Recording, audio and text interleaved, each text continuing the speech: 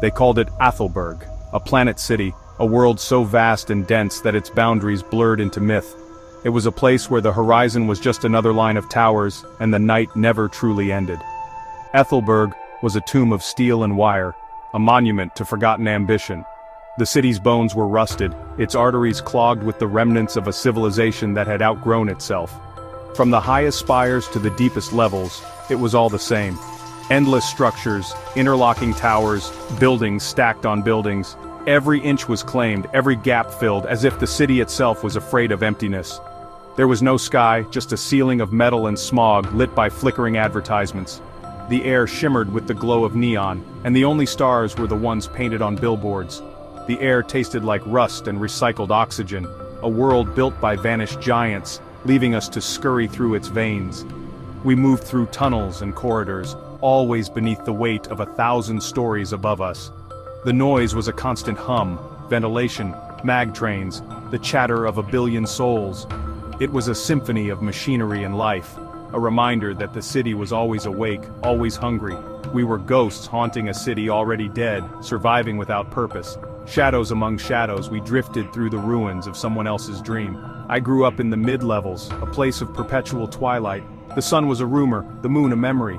Here, day and night blended into a single, endless dusk. We never saw the sun or felt the rain. Everything was gray, controlled. The world outside was a story told to children, something to dream about when the lights flickered.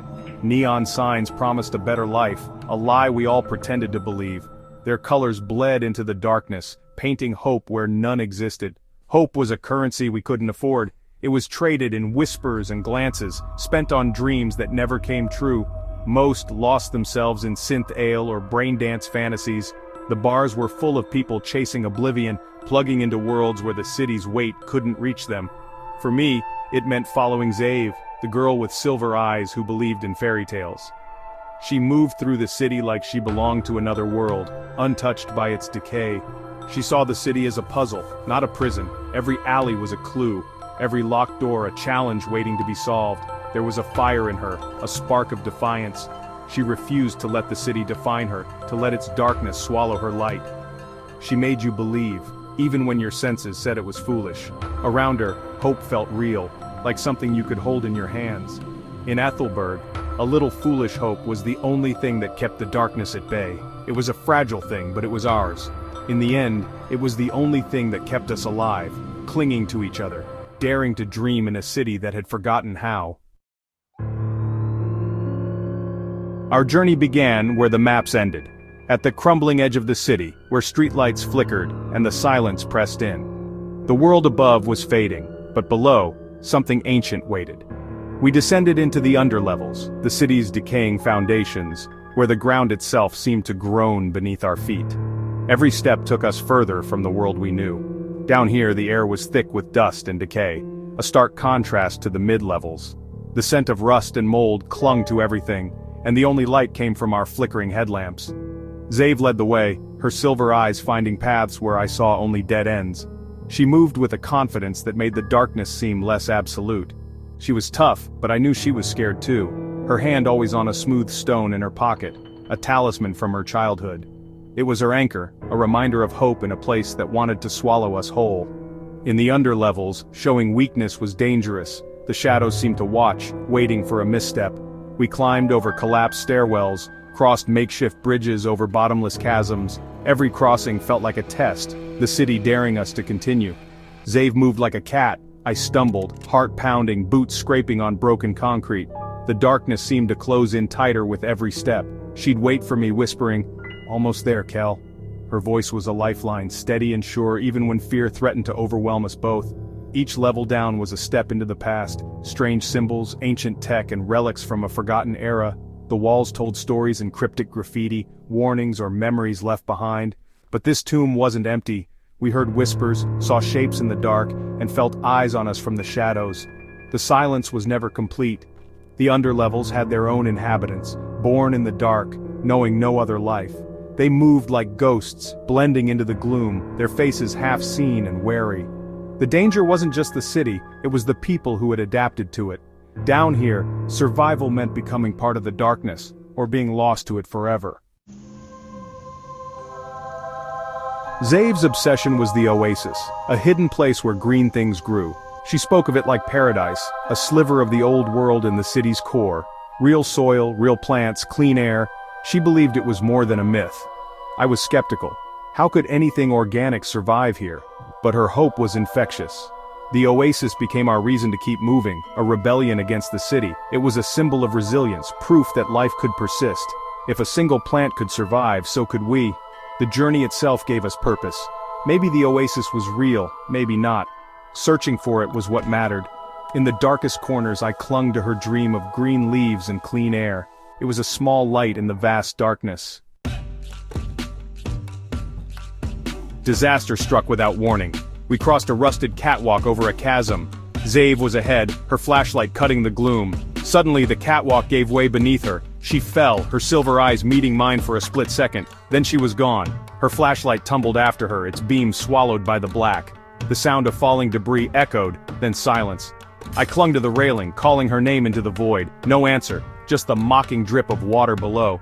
The hope that fueled our journey shattered. I was alone, stranded on an unstable platform, surrounded by darkness. The girl who was my compass, my courage, was gone.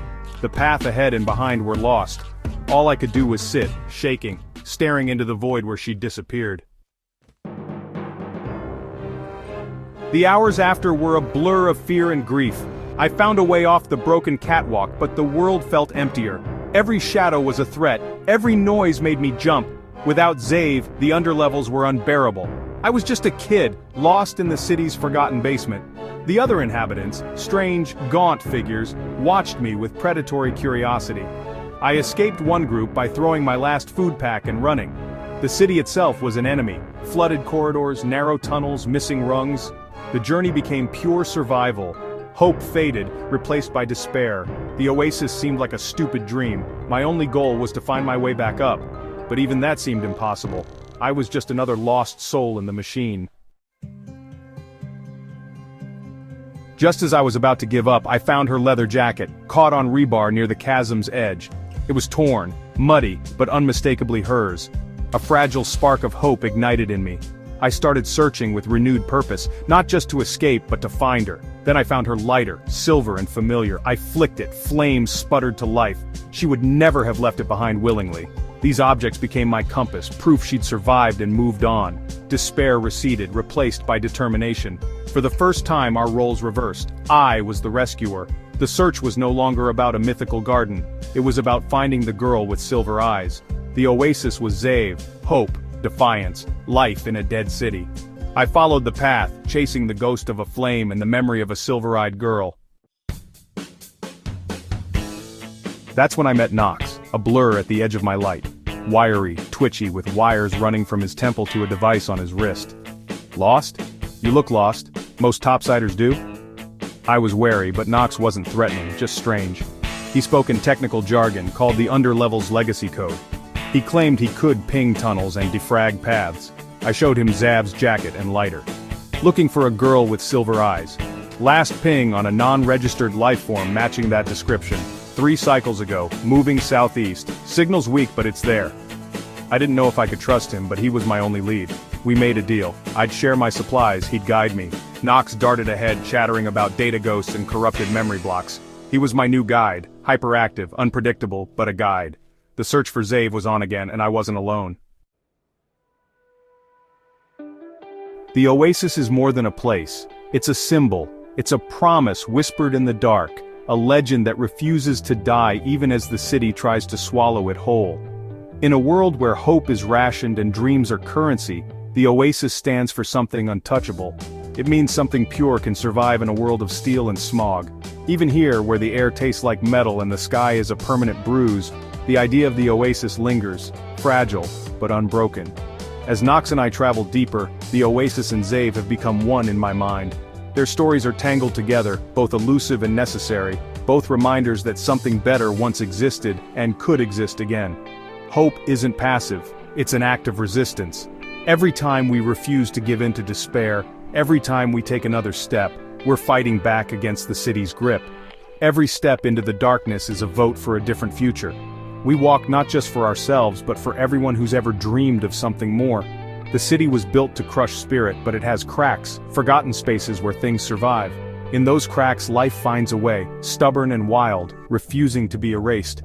Knox believes the oasis is a system anomaly, a place where old-world biology returned. Maybe it's a glitch, or maybe it's a miracle. Either way, it's proof that the city hasn't won. I don't care about the technical explanation.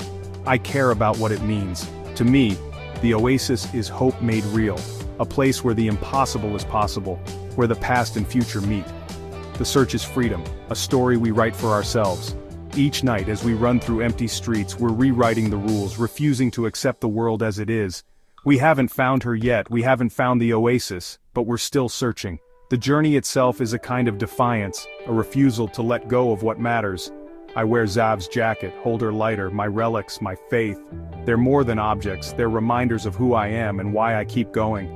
Knox scans the dark and I follow, searching for a flash of silver or a glimmer of green. Every shadow could hide a clue. Every corner could be the start of something new. The journey is long, the danger's real. But the road ahead is ours, and every risk is worth it for the chance to find what we've lost. But for the first time, I believe we'll find her. We have to. Because in a world built to erase hope, the act of searching is the greatest rebellion of all.